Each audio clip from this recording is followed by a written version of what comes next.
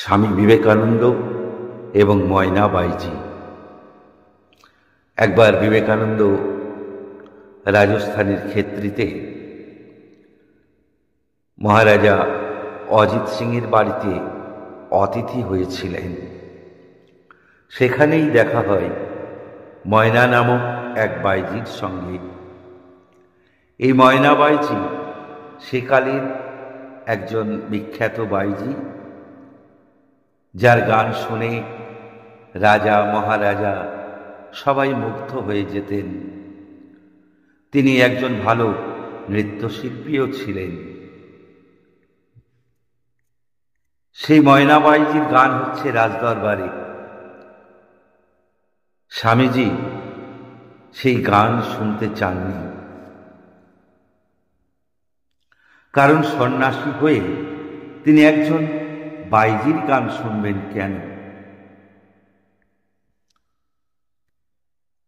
স্বামীজি উঠে চলে যাচ্ছিলেন, সঙ্গে সঙ্গে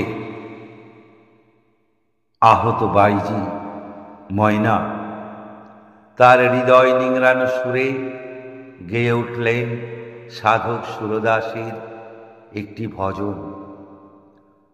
প্রভু মেরে অবগুণ চিত না ধরো, সমদর্শী হ্যায় নাম তুহারো, চাহে তো পার করো।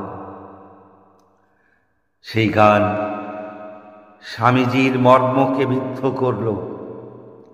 এক নতুন উপলব্ধি চেতনার আলো নিয়ে এলো। স্বামীজি আর পারলেন না, ফিরে এলেন, আবার আসরে বসলেন। ময়নাবাইয়ের গান শেষ হয়ে গেল। ময়নার মধ্যে কি যেন একটা পরিবর্তন এলো। তিনি এক আলোর সন্ধান পেলেন।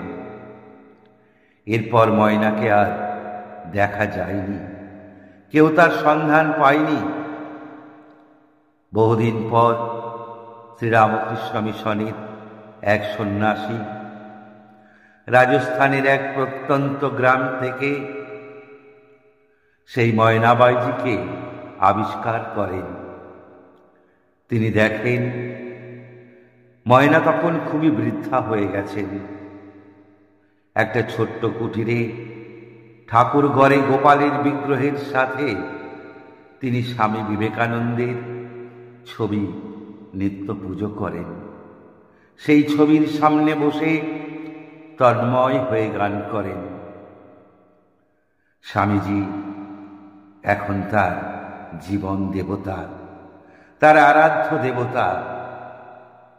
স্বামীজি পরশমণি স্পর্শে ময়না আজ পরিবর্তিত। মহারাজ জিজ্ঞেস করলেন যে আপনাকে আর কোথাও দেখা যায়নি কেন? ময়না বলেন, বাবা, সেদিন আমি আমার দেবতাকে গান শুনিয়ে ধন্য হয়েছিলাম। সেদিন আমি অঙ্গীকার করেছিলাম আর কখনো মানুষের বিনোদনের জন্য কোনো গান গাইব না। যে গান গাইব সে শুধু আমার দেবতার জন্য, আমার স্বামীজির জন্য।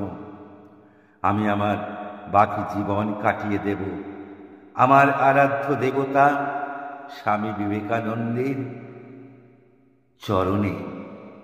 তাকেই আমি গান শোনাবো, আর শোনাবো আমার ওই গিরিধর গোপালকে।